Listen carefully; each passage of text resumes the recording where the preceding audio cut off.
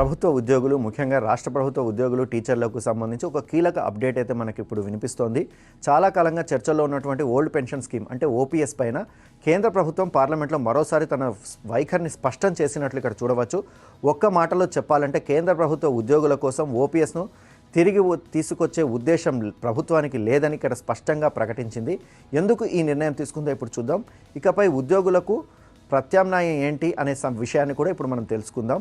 లోక్సభలో అడిగిన ప్రశ్నకు కేంద్ర ఆర్థిక సహాయ మంత్రి పంకజ్ చౌదరి లిఖితపూర్వకంగా ఇక్కడ సమాధానం ఇచ్చినట్లు చూడవచ్చు. అందులో కేంద్ర ప్రభుత్వ ఉద్యోగులకు ఓల్డ్ పెన్షన్ స్కీమ్ను మళ్లీ అమలు చేసే ప్రతిపాదనను ప్రస్తుతం ప్రభుత్వ పరిశీలనలు లేదని స్పష్టం చేశారు. అయితే కేంద్ర ప్రభుత్వం చెబుతున్న ప్రధాన కారణం ఏంటంటే ఓపీఎస్ వల్ల ప్రభుత్వ ఖజానా పైన భారీగా ఆర్థిక భారం పడుతోందని, ఈ విధానం దీర్ఘకాలంలో ప్రభుత్వ ఆర్థిక సమతుల్యత పైన కూడా ప్రభావం చూపుతోందని ప్రభుత్వం అభిప్రాయపడుతున్నట్లు ఇక్కడ చూడవచ్చు. అయితే ఇక్కడ ఒక విషయం మనం ఇక్కడ గమనించాల్సి ఉంటుంది. ముఖ్యంగా రాష్ట్ర ప్రభుత్వాల విషయంలో మాత్రం కేంద్రం భిన్నమైన వైఖరి తీసుకున్నట్లు ఇక్కడ చూడవచ్చు. ఏ రాష్ట్రం తమ ఉద్యోగులకు ఓపీఎస్ అమలు చేయాలా వద్దా అనేది పూర్తిగా ఆ రాష్ట్ర ప్రభుత్వ నిర్ణయమేనని పార్లమెంట్లో అయితే స్పష్టం చేసింది. కానీ అదే సమయంలో కంట్రోలర్ అండ్ ఆడిటర్ జనరల్ అలాగే కాగ్ ఇచ్చినటువంటి నివేదికలను కూడా ఇక్కడ కేంద్ర ప్రభుత్వం ప్రస్తావించినట్లయితే మనం ఇక్కడ చూడవచ్చు. రాష్ట్రాలు ఓపీఎస్ను ఒకవేళ అమలు చేసినట్లయితే భవిష్యత్తులో భారీగా ఆర్థిక భారాన్ని ఎదుర్కొనే అవకాశం ఉంటుందని కాగ్ ఇప్పటికే హెచ్చరించిన విషయాన్ని అయితే ఇక్కడ గుర్తు చేసింది. మరి ఓపీఎస్కు బదులుగా కేంద్ర ప్రభుత్వం ఏం చెబుతుందో ఇప్పుడు చూద్దాము.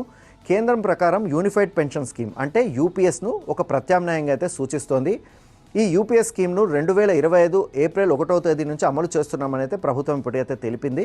ఇందులో ఎన్పీఎస్లో ఉద్యోగులు వ్యక్తం చేసినటువంటి కొన్ని ఆందోళనలను అభ్యంతరాలను దృష్టిలో పెట్టుకొని యూపీఎస్లో తీసుకొచ్చినట్టు కొన్ని మార్పులను యూపీఎస్లో తీసుకొచ్చినట్లు ఇక్కడ మనం చూడవచ్చు. ఈ స్కీమ్లో కనీసం 25 ఏళ్ల సర్వీస్ పూర్తి చేసిన ఉద్యోగికి రిటైర్మెంట్కు ముందు చివరి 12 నెలల సగటు బేసిక్లో 50% హామీతో కూడిన పెన్షన్ లభిస్తుంది. అలాగే 10 నుంచి 25 సంవత్సరాల సర్వీస్ ఉన్న ఉద్యోగులకు కూడా వారి సర్వీస్కు అనుగుణంగా పెన్షన్ ఇందులో ఉంటుంది. మరో ముఖ్యమైన విషయం ఏంటంటే ఉద్యోగి మరణించిన తర్వాత జీవిత భాగస్వామికి 60% ఫ్యామిలీ పెన్షన్ కూడా లభించే అవకాశం ఇందులో యూపీఎస్లో ఉంది. అలాగే అర్హత ఉన్నటువంటి కుటుంబాలకు కనీసం నెలకు 10,000 రూపాయల పెన్షన్ హామీ కూడా ఉంటుందని కేంద్ర ప్రభుత్వం అయితే ఇందులో చెబుతున్నట్టు ఇక్కడ మనం గమనించవచ్చు. కాబట్టి ఈ సమయంలో కేంద్ర ప్రభుత్వ వైఖరి చాలా స్పష్టంగా కనిపిస్తోంది. కేంద్ర ప్రభుత్వం ఉద్యోగుల కోసం ఓపీఎస్ను తిరిగి తీసుకొచ్చే ఆలోచన ప్రస్తుతం లేదని, యూపీఎస్ను ప్రత్యామ్నాయ పెన్షన్ విధానంగా కొనసాగిస్తామని పార్లమెంటు వేదికగా అయితే మరోసారి స్పష్టం చేసింది.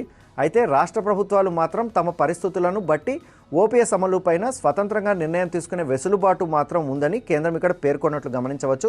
ముఖ్యంగా తెలంగాణ రాష్ట్రంలో కావచ్చు, అటు ఆంధ్రప్రదేశ్లో కావచ్చు, ఉద్యోగులు అలాగే ప్రభుత్వ టీచర్లు ఎక్కువగా ఈ ఓపీఎస్ను అమలు చేయాలని అయితే వారు పెద్ద ఎత్తున డిమాండ్ వినిపిస్తున్న సంగతి మనందరికీ తెలిసిందే. అలాగే అటు టీచర్లు కావచ్చు, ప్రభుత్వ ఉద్యోగులు కావచ్చు పెద్ద ఎత్తున ఆందోళనలు కూడా చేపడుతున్నారు. ఈ నేపథ్యంలో కేంద్ర ప్రభుత్వం ఇచ్చినటువంటి పార్లమెంట్లో ప్రకటించినటువంటి ఈ ప్రకటన ఏదైతే ఉందో అది పెద్ద ఎత్తున ప్రభావితం చేసే అవకాశం ఉన్నట్లు ఇక్కడ మనం చూడవచ్చు. ఎందుకంటే అటు రాష్ట్ర ప్రభుత్వాల తమ సొంత నిర్ణయంపైనే దీన్ని తీసుకునే అవకాశం ఉందని అయితే చెబుతున్నట్లు ఇక్కడ మనం గమనించవచ్చు. మరి తెలంగాణ రాష్ట్ర ప్రభుత్వం గతంలో ఇప్పుడు ఉన్నటువంటి కాంగ్రెస్ ప్రభుత్వం గతంలో ఎన్నికల్లో ప్రచారంలో భాగంగా ఓపీఎస్ను తిరిగి ప్రవేశపెడతామని అయితే వాళ్ళు అప్పట్లో హామీ ఇవ్వడం జరిగింది. మరి దానిపైన వాళ్ళు కేంద్ర ప్రభుత్వం ఇచ్చినటువంటి సూచనలను వాళ్ళు పాటిస్తారా, లేక కేంద్రం ఇచ్చినటువంటి ఆప్షన్ ఏదైతే ఉందో ఓపీఎస్ను అమలు చేయవచ్చు రాష్ట్ర ప్రభుత్వాలు అని ఆ ఆప్షన్ను వాళ్ళు వాడుకుంటారా అనేది ముందు వేచి చూడాల్సి ఉంటుంది.